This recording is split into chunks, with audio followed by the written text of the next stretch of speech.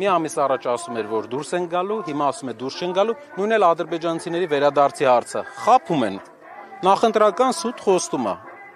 Ժողովրդին չեն ասում, որ գյուղացիներին չեն ասում, որ ձեր բերքը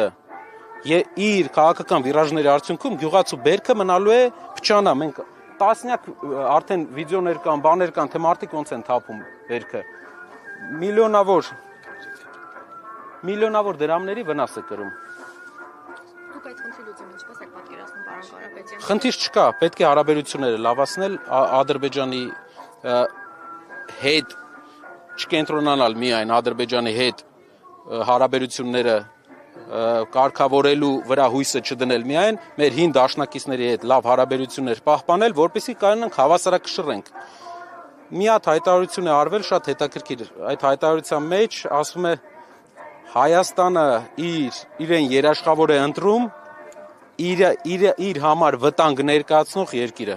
Դա աշխարհում անօրինակ փորձ է, որ այն երկիրը, որը մեզ վտանգ է ներկայացնում մեզ համար, մենք ուզում ենք նա լինի մեր անվտանգության երաշխավորը։ Ասենք, տեսեք ուր ենք։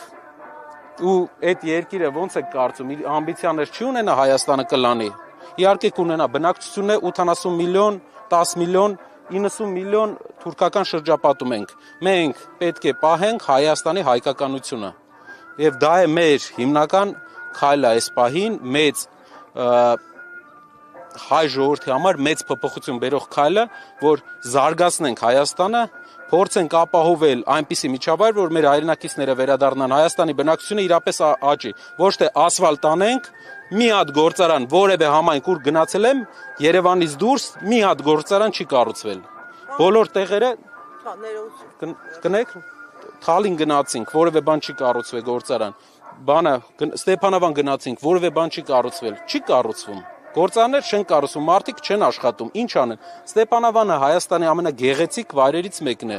Տուրիստ չտեսանք մի հատ։ Մայիսին ամենալավ սեզոնին։ Ինչի համար, որովհետև ոչ մի պրոյեկտ չեն անում։